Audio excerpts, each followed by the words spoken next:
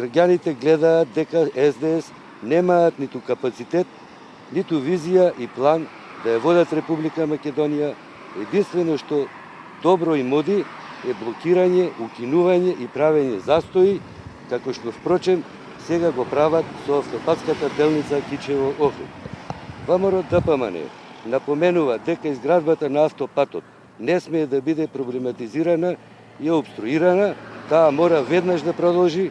Автопатот е важен за Република Македонија и за целиот регион, бидејќи со него се подобрува поврзаноста долж Европскиот коридор 8 од Бари во Италија преку Република Албанија и Република Македонија до Бургас во Бугарија.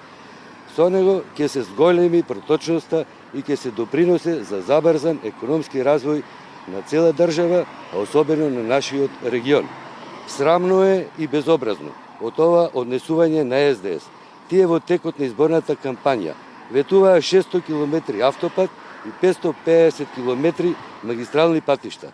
За сега да гледаме дека не се способни да ги довршат автопатите кои ВМРО ДПМН ги започна, кои се во напредна фаза на реализација, а не пак да гради нови.